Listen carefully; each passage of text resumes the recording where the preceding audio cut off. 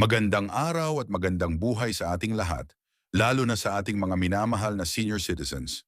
Sa araw na ito, mga lolo at lola, ay may magandang balita para sa inyo na dapat ninyong mapakinggan.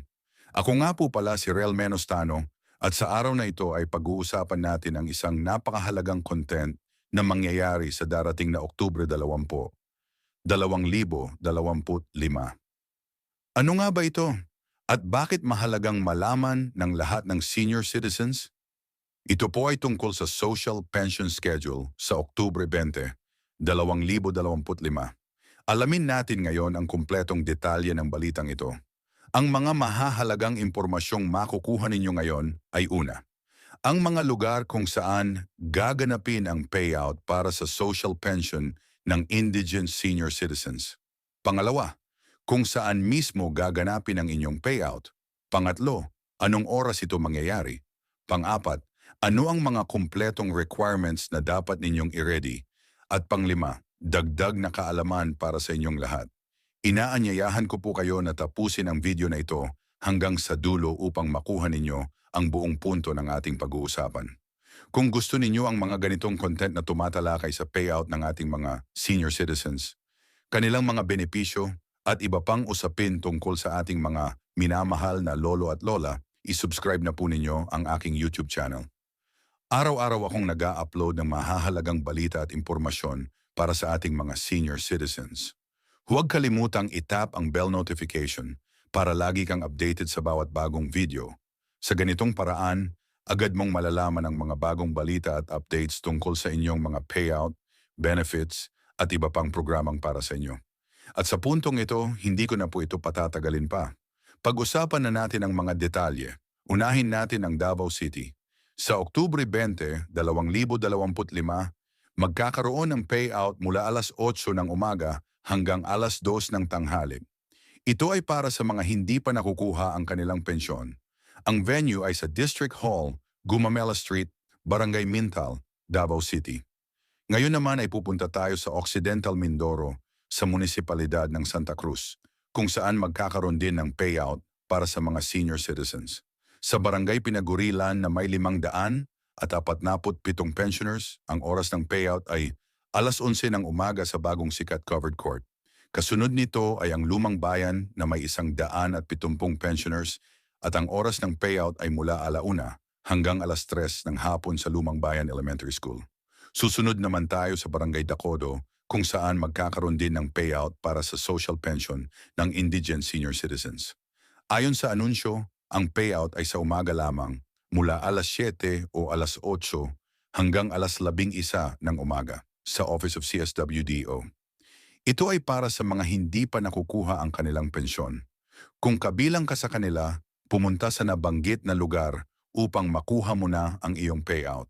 Kasunod naman ay ang Municipality of Buena Vista sa Guimaras Province. Magkakaroon din ng payout dito para sa mga indigent senior citizens.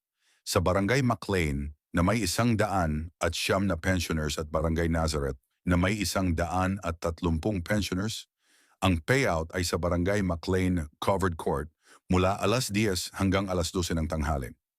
Sa hapon naman sa Barangay New Poblacion na may 305 pensioners at Barangay Dagsaan na may 88 pensioners, gaganapin ang payout mula 1:00 hanggang alas 3 ng hapon sa Barangay New Poblacion Covered Court Gymnasium.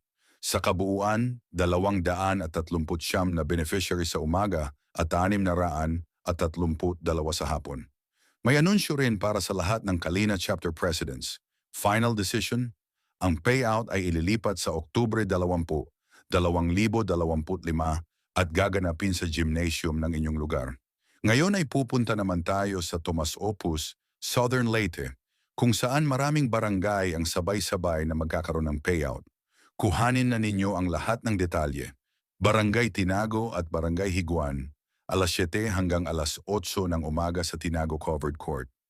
Barangay Cambiti at Barangay Cabascan, alas 8:30 ng umaga sa Cambite Covered Court. Barangay Inigihan at Barangay San Agustin, alas 9:30 hanggang alas 11 ng umaga sa Inigihan Covered Court. Barangay Banday at Barangay Bogo, alas 11 hanggang alas 12 sa Banday Covered Court. Barangay San Antonio at Barangay San Miguel, alas 2 ng hapon sa San Antonio Court.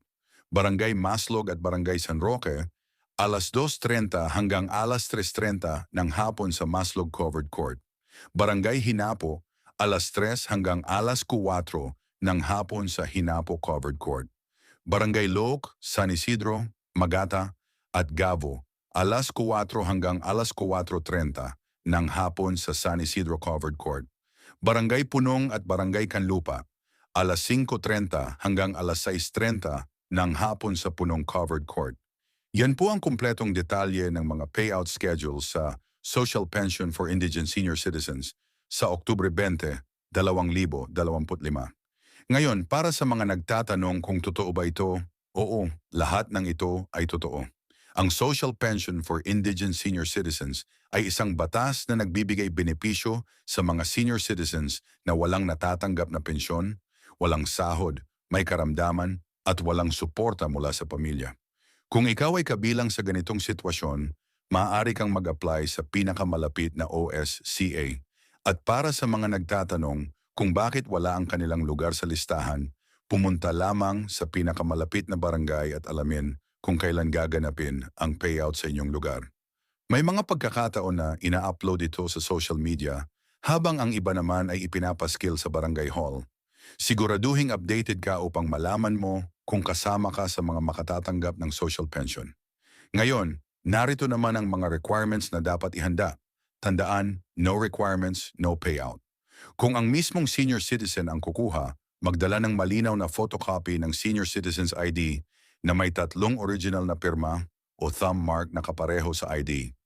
Panatilihing maayos at presentable ang mga dokumento, ilagay sa plastic envelope, huwag gusutin o bilutin ang papel, at siguraduhing magkapareho ang pirma o thumb mark.